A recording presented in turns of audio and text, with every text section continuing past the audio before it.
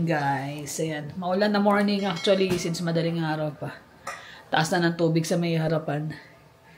Kaya nag-ano kami ng mga pati sa likod yung mga halaman. Kanina pag bago malis si Habi, inaakot namin. Pinagtatapon ko yung tubig. Nasa ano kasi sila nasa bin. Eh, hindi lahat kayang ilagay sa may pinaka cover. Yung covered namin na plant stand. Kaya dito muna sila sa loob. Sabi ni Jonas, ano yan mami? Evacuation ng mga halaman. Yan. Itatanggal ko na. Yung dito kasi napuno ng tubig ano. Yan, yung gray na yan. Ito yung mga pinagtatanggalan namin ng dahon dahil mga natuyo na. Ngayon naman, nasobrahan naman sila. Tubig naman. Ito iba. Kaya for now, dyan muna sila.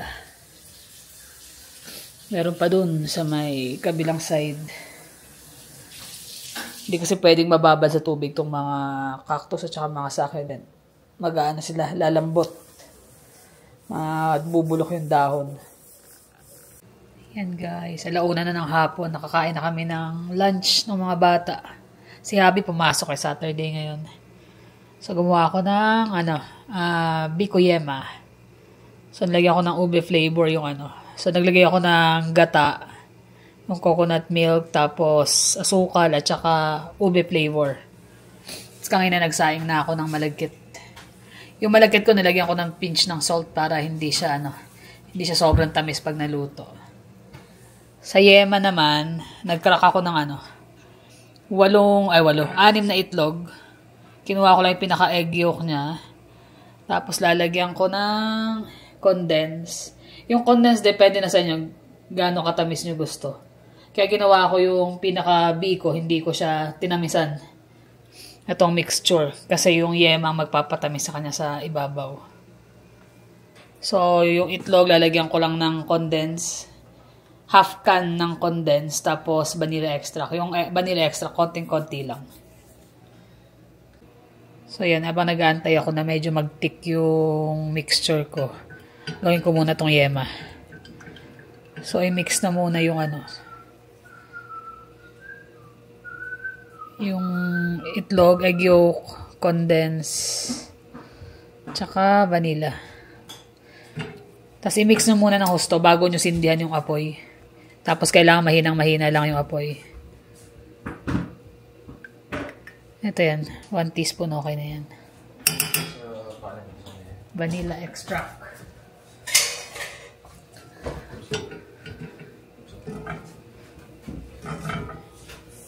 Ito kailangan continuous ang halo kasi mabilis mag-tick yung mixture. Kaya last minute ko to gagawin. Hinalo ko lang. Kaya ako naisindihan yung apoy. Kasi ito, tick na siya.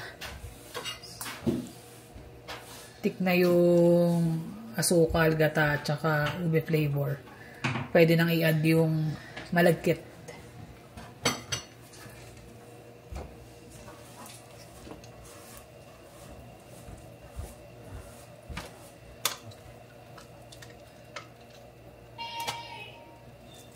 Last time, tinry namin gamitin yung yung ube na condense. Ube flavor na condense. Hindi ko gusto yung lasa. Mas masarap pa rin yung McCormick na ube flavor.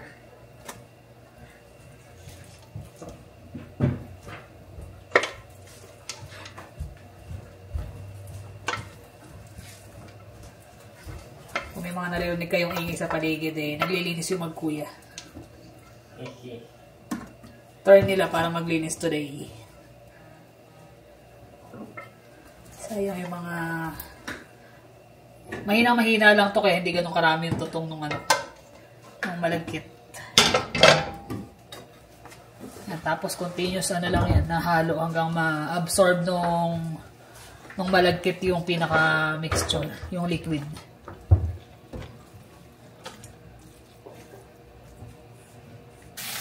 Ayun si Jermaine, magmamap na yan. Nakapagwalis na si Kuya Jonas niya. Mga halaman namin, ang dami. Nandito lahat. Ayan. Hanggang doon. Ito, pang tanim pa yan sa labas. So, yan. Almost done na yung ube biko natin. Ayan. Dapat ganyan na siya. Kumbaga na na-absorb na lahat ng liquid.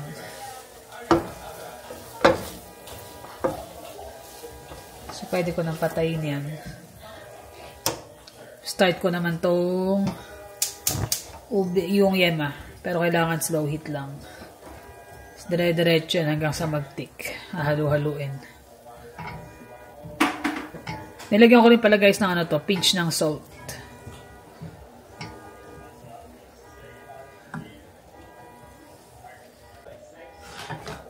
Ayan yung texture niya guys. Namumuo na. Kailangan continuous lang yung halo niya. Pag hindi, pangit, magiging ano siya. Kala mo scrambled egg. Ito almost na to. Kailangan lang medyo brown na yung text, yung ano niya, yung kulay.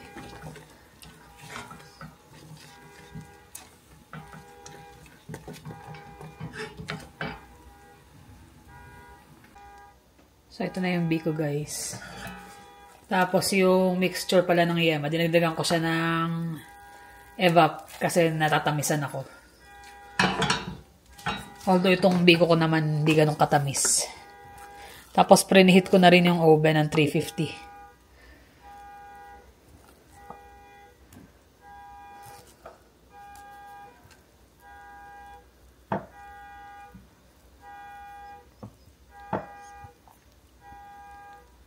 Ang ingay ng sasakyan. Pasensya na kayo sa labas kung naririnig nyo yung nag-alarm. Tapos tumawag si Habi. Kakatapos lang sa trabaho. Pauwi na. Dapat 2:15 pa siya. Pero 1 o'clock lang. Sabi niya, uwi na siya. Anong oras pa tumawag? Ayan. Alauna pasado lang.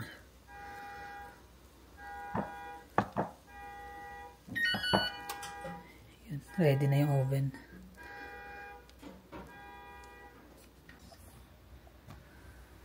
So, ayan. Ready na ilagay sa oven yan. Pero dapat usually yan, broil. Nakaset up siya sa broil. Pero dahil sensitive yung aming fire alarm, pag nagbo-broil, tumutunog. Kasi high heat yun, di ba? Kaya regular bake na lang gagawin ko. Ito na guys, luto na. Tinesting ko pa rin yung broil kasi yung oven, hindi siya nagto-toast ng gusto sa ibabaw. Kaya ninano ko yung broil pero 3 minutes lang, ayan, natusta ka agad yung ibabaw niya. So, ayan, ready na. Pero dito na siya. Ayun. Ay ka naman siya, dear. Sabi ko, mainit pa. Mamaya mo nakainin. Kakape daw muna siya. Pagod. Good morning, guys. It's Sunday. Yan, day off. So, kasama ko yung mga chikiting. Punta kami sa red and white toy convention dito. Collectibles. Ayan sila. Ticket. Kung magbabayad, $5. Meron kasi mga libreng ticket din dun eh. So, ito yung mga ticket namin.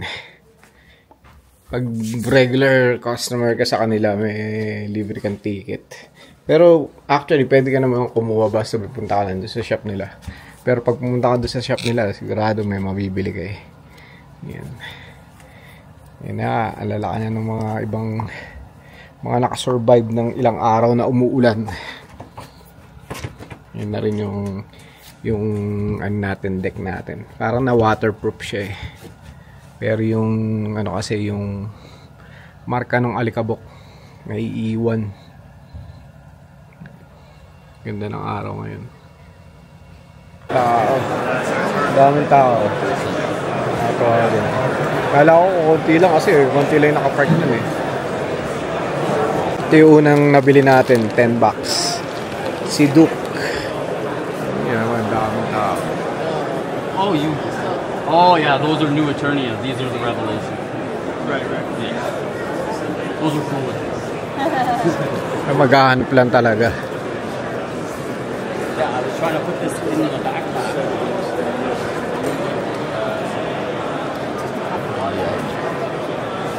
Old school na G.I. Joe.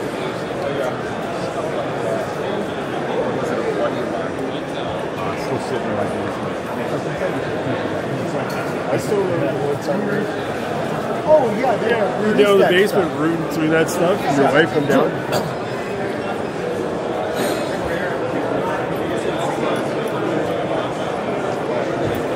Ages 3 up. Beta, maganda rin yung mga ano nito eh.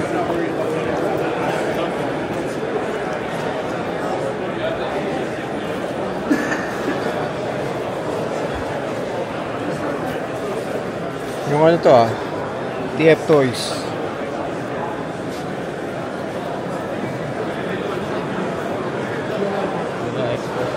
Asan? X-Force na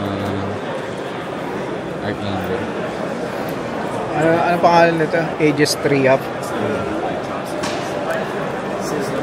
X-Force? Asan? Si ano? Si Archangel. May Archangel na kasi ako. Did you see that? Mga Marvel Legends. Mga Marvel Legends. Kaso mahal pa pag ano pag naka-seal Comics. Daming comics.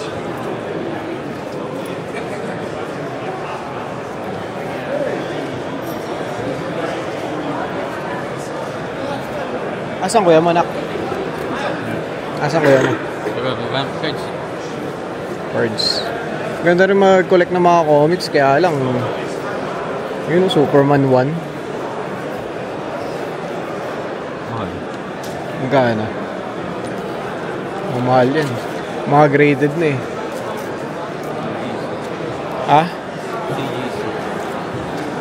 CGC ba nag-grade nun? Mga diecast. Halo-halo dito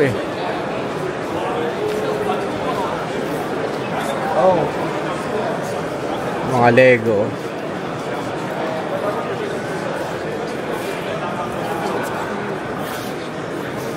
Ganda yung Cygor na yun The Destructor. Kaso mga hindi gumagalaw masyado yun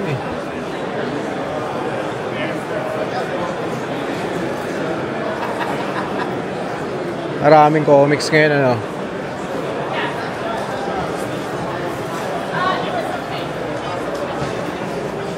Ito mga naka-loose lang yung mga hinahanap ko Kaya lang Transformers. Ayoko niya. Ayos to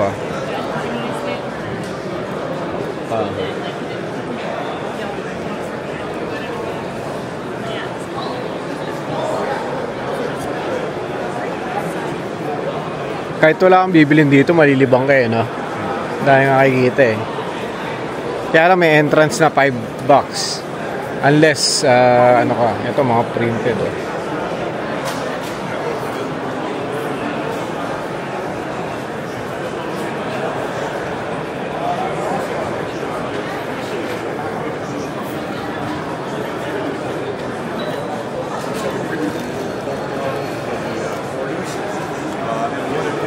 Ayun mga comics niya, no?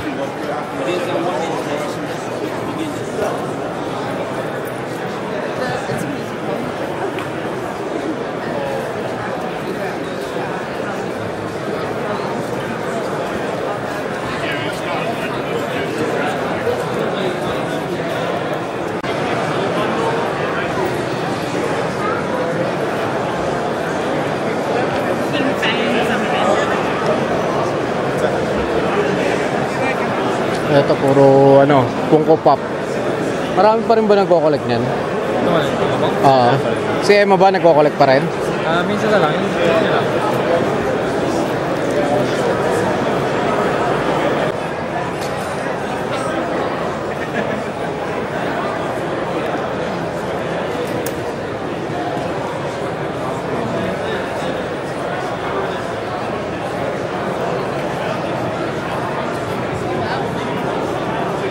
Ikutan natin yung dito sa gilid.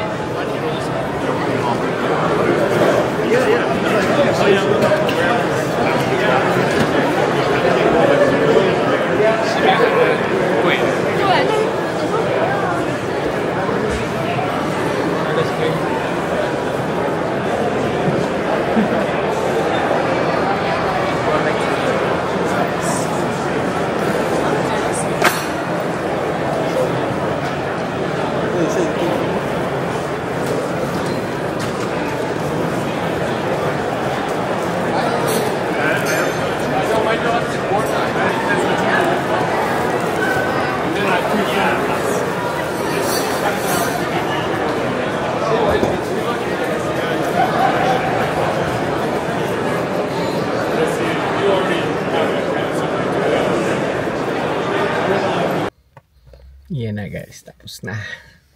Anong mga napamili nyo? And then, Transformers. Na-assemble yata ito eh. Magkano ito? Mura lang ito, no? 25 dalawa. 25 dalawa. Ito. So, itong 20. 20 pero magkano siya price? 60. 60. So, pag binenta niya, tubo na. Ikaw, Jermaine, ano nabili mo? Pagkain. Pagkain. Chocolate. $5. Ano ba? Ito si Jiren. Glow in the dark, $5. Medyo maghanap ka ng taga na magandang deal eh. Tapos itong loose na Drax.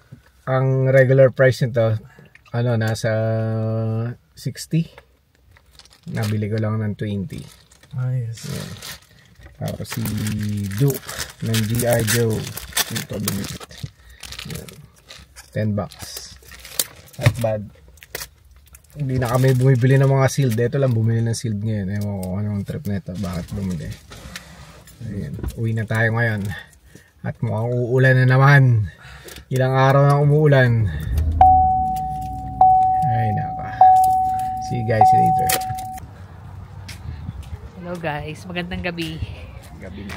Walking lang kami. Last 9 na. 9 na no? Oo. Last 9. Ganyan. Hindi kami nakapag-treadmill ng ilang araw din eh. Wala, yung pasok eh. Pasok ka siya hanggang Saturday.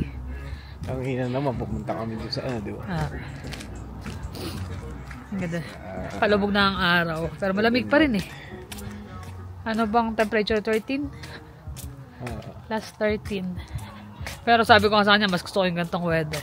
Noon naman. Kesa sobrang init. Tsaka yung halaman gusto ko. At saka yung ulan na yun, nagustuhan ng mga halaman talaga, naglago. Mga bata, naglalaro. Yan, nalaro yung mga bata. Yan. Yan ang mga bata, gusto yung ganyan.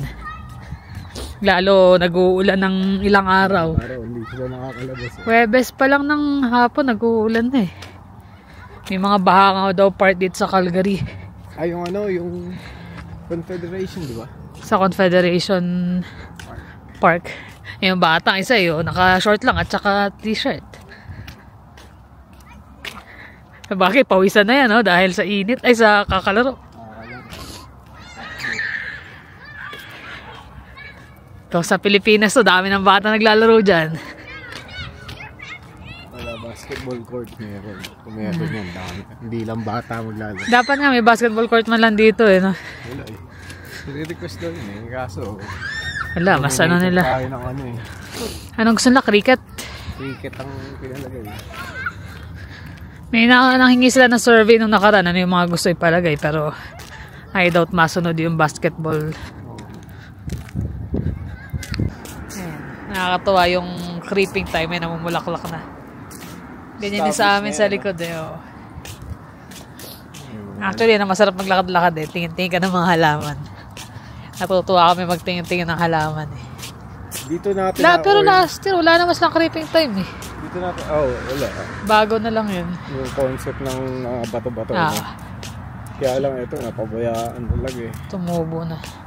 Yung sa amin, literal, malaking bato. Ganda ito, taniman mo talaga ng mga, gano'n yung creeping time. Sarap ng hangin. Wala na mga halaman. Uuda mo na eh. Hirap daw mo ang kamo niya kasi bato-bato.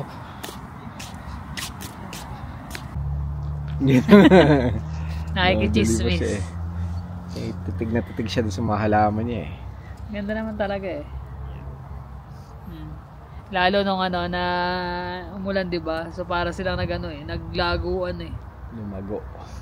2 days namin sila hindi dami kong pinutol eh. Ayun gumanda yung tubo niya nung pinutol.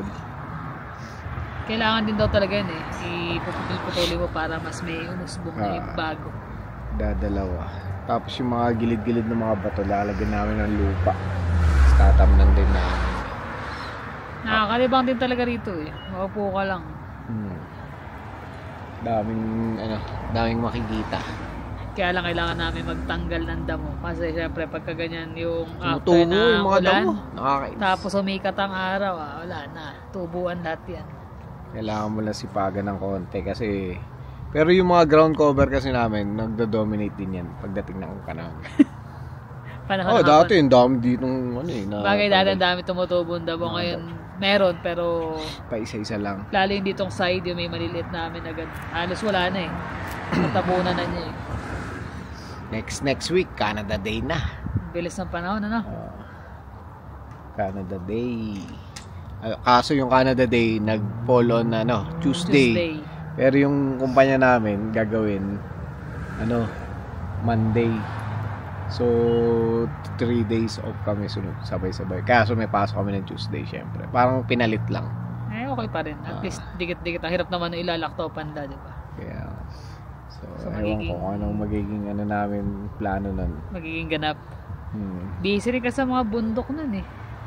Yun na nakakatamad pag marami. Kaya dapat makahanap ka ng lugar na it's either malayo yung i-hike o yung hindi puntahin. Kasi pag puntahin, puno yan. Wala. Pero tsaka maganda no, kung pupunta ka, Friday, Agahan mo na. agahan na para Hapon kaya mga kahit hapon, stay ka hanggang Sabado, kumbaga yun. Pero isasabay ka ng alis ng Saturday tsaka balik ng Lunes. Discard nila Olive tsaka ni Louie, di ba? Pagkatapos mag-work, diretso na Diretso na agad. sila ron. Which is mas maganda yun. Mas Tapos maganda. babalik sila ng Linggo. Baka hanggang Lunes pa sila kasi long weekend. Long weekend. Pag may mga ganyan lang. Ito kasi may pasok lalo na pag weekend. Ay pag mga holiday. Wala. Talagang siya may pasok. Obligadong pumasok kasi yung chef namin na pagmamay-ari ng mga holiday. Kasi Siyempre, siya ang pinuno hindi sila on salary. On salary. So kailangan siyang mag-off talaga. Pero okay lang, nagagawan pa naman namin ng paraan Kapag meron kang gusto talaga, magagawa ng paraan. Hindi hadlang ang trabaho pag meron kang gusto. Lalo dito sa Canada, although mahirap talaga yung buhay, pero kung gusto mo talaga, marami kami kagaya nila ng Dili family, nakabili sila ng bagong truck nila. Congrats pala. Congrats. Mindy. Mindy Tapos Mer at Joy sa bago sila nila. Alwin Emma may bagong bahay na. Congrats. Tsaka si Dre, tsaka yung misis niya, nabenta yung bahay, ngayon may bago na yung bahay. So congrats. Kapag sabi nga, pag may ginusto Nangarap ka, mga nangarap ka, kailangan pagtrabahuan mo. Hindi Kasi naman, walang imposible Hanggat naging yung pinursigi mo talaga na makuha yun. Walang imposible. Tsaka yung pangalan nito? May nabasa akong comment yung parang sana all ganyan, sana hindi na, iba-iba tayo ng buhay kumbaga wag mo ikumpara masyado yung or ihalin tulad yung buhay mo sa buhay niya kasi iba kayo ng trabaho, iba kayo ng na nagagawa, iba-iba tayo Pero sabi nga iba-iba ng pace ng buhay yan. Ng buhay. Pwedeng sa'yo slow pero pataas. Kesa naman nagmamadali ka, hindi mo alam kung pababa. Pero kung ano pa man yan, ang isa lang dyan is magpursige tayo. Magpursige. Yun yung yung importante rin, yung hindi nawawala yung mo, determination mo doon sa goal mo. Yan. Focus ka dapat lagi sa goal. Kung ano yung plano nyo, dapat doon ang focus. Tsaka syempre, time sa family, enjoy. Hindi naman pwede na may goal tayo, wala ka lang tayo mag-enjoy, trabaho na lang trabaho. Haluan natin ng ng konting pasyal-pasyal, konting hindi naman konting time sa family syempre. Tsaka si Kuya Puto, napapanood ko rin yun pag wala akong pasok o napapanood ko rin yung mga advice niya. Ang ganda rin yung mga advice tungkol sa mga financial, yung mga utang, yan. Oo nga, nagano nga siya tungkol sa mortgage kaso may nakausap na kasi kami. Kung mas naaga, baka, siyempre, naghahanap din kami, baka maabutan kami ng deadline Yeah. Sayang. Bale, marami pa namang next time. Tsaka yung mga desisyon natin na pagkakamali sa buhay, na lang yun, talagang charge na lang natin sa experience yun. May mga desisyon kasi tayo minsan nagagawa na sayang, mali pala, ganyan. Or may slight lang na sablay, pero Sa susunod, syempre, medyo matututunan ka. Yeah. Matututo ka doon sa ano. Huwag kayong ma-discourage kung nag-fail kayo once, twice. Kasi hanggat tumatayo ka sa pagkakamali na yun, maitatama yun eh. Tsaka yun yung nakakapagpatiway sa atin, di ba? Tama. Yan. Nakakatuwa lang din pag nakakita ka ng mga Laruan? kapwa natin.